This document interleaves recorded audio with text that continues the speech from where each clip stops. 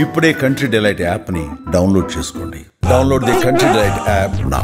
నమస్తే, welcome to Suman TV. కూటమి ప్రభుత్వం స్వాతంత్ర దినోత్సవం సందర్భంగా స్త్రీ శక్తి పథకాన్ని ప్రారంభించింది. ముఖ్యమంత్రి చంద్రబాబు నాయుడు గారు, డిప్యూటీ సీఎం పవన్ కళ్యాణ్ గారు, మంత్రి నారా లోకేష్ గారు వీరు ముగ్గురు కలిసి స్త్రీ శక్తి పథకం అంటే ఆంధ్రప్రదేశ్లో మహిళలకు ఉచిత బస్సు ప్రయాణం ఈ పథకాన్ని ప్రారంభించారు. ముగ్గురు కూడా బస్సు ఎక్కారు. ఈ పథకం ప్రారంభించే సమయంలో ముగ్గురు బస్సు ఎక్కారు, మహిళలతో కలిసి ప్రయాణం చేశారు. ఈ ప్రయాణం చేసిన సందర్భంలో వారి పక్కన కూర్చున్నటువంటి ఆ మహిళలతో మాట్లాడారు. కూటమి ప్రభుత్వం పాలన మీకు ఏ విధంగా అనిపిస్తోంది? ఈ కూటమి ప్రభుత్వం అన్ని సూపర్ 6 హామీలని అమలు చేసుకుంటూ పోతుంది కదా, ఈ సంక్షేమ ఫలాలన్నీ మీకు వస్తున్నాయా? మీ గ్రామంలో, మీ ఇంటి దగ్గర పరిస్థితులు ఏంటి? ఇంకేమైనా సమస్యలు ఉన్నాయా? మీ ఎమ్మెల్యే కానీ, స్థానికంగా ఉన్న ప్రజాప్రతినిధులు కానీ, అధికారులు కానీ ఏదైనా సమస్య ఉంటే సత్వరం పరిష్కరిస్తున్నారా లేదా? ఇవన్నీ కూడా వాళ్ళతో ముచ్చటిస్తూ ఆ సంభాషణలో తెలుసుకున్నారు.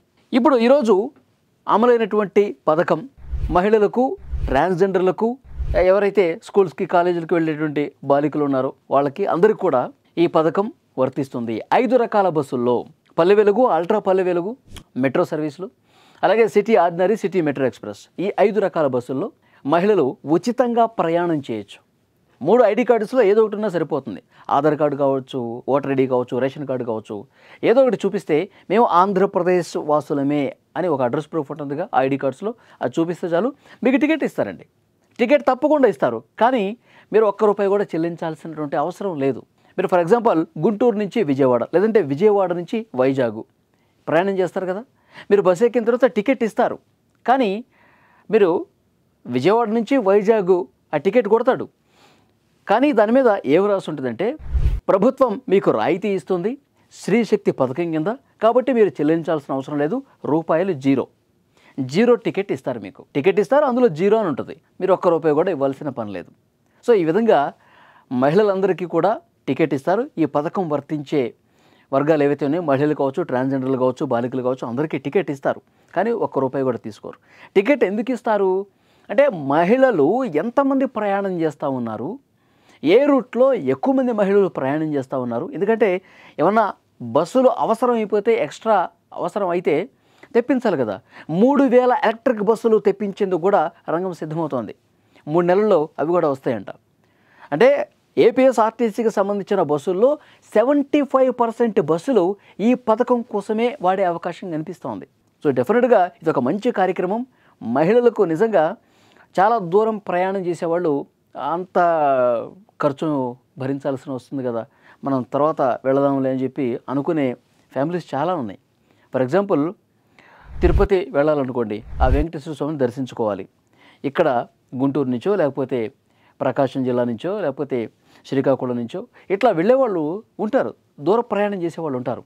కానీ వాళ్ళందరూ ఛార్జీలు ఎక్కువ అవుతాయి కదా, మళ్ళీ వచ్చే నెల పోదాంలే, 2 నెలలకి పోదాంలే అనుకుంటారు. కానీ ఇప్పుడు ఈ పథకం అమలవటం ద్వారా తమ ఊరు నుంచి డైరెక్ట్గా తిరుపతి వెళ్ళటానికి డెఫినెట్గా వాళ్ళకి జీరో టికెట్ విధానం బాగా ఉపకరిస్తుంది. దైవ దర్శనాలు చేసుకోవచ్చు. ఇక స్కూల్కి, కాలేజీలకి వెళ్ళేటువంటి పిల్లలైతే ఈ బస్ పాసులు తీసుకోవాల్సిన పని లేదు, ఫ్రీగా వాళ్ళు కాలేజీలకు వెళ్ళొచ్చు. అలాగే పనులు చేసుకునే వాళ్ళు కావచ్చు, మహిళలు ఉద్యోగాలు చేసుకునే వాళ్ళు కావచ్చు, వీళ్ళందరికీ చాలా బాగా ఉపయోగం ఉంటుంది. ఎందుకంటే రెగ్యులర్గా ప్రయాణం చేస్తారు, ప్రతిరోజు డ్యూటీలకు వెళ్ళేవాళ్ళు, ప్రతిరోజు పనుల కోసం వెళ్ళేవాళ్ళు. వీళ్ళకి ఎంత బాగా ఉపయోగపడుతుందండి.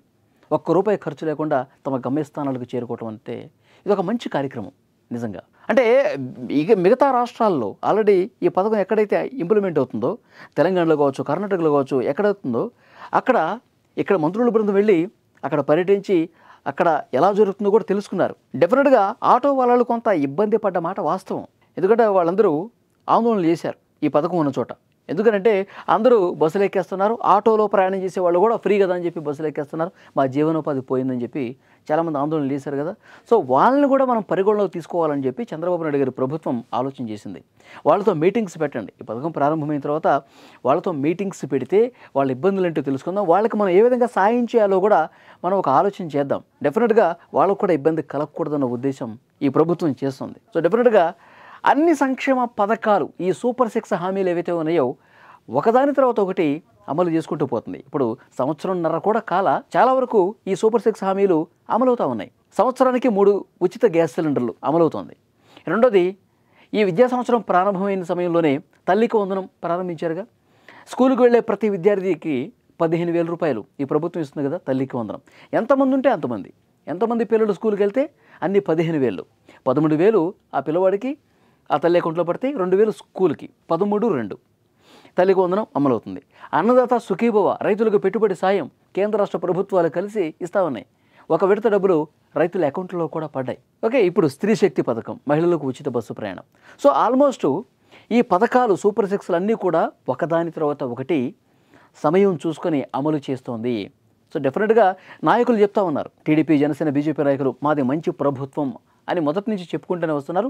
ఇప్పుడు చేతల్లో చేసి చూపిస్తున్నారు అన్నది కూడా ప్రజలకు అర్థమవుతుంది.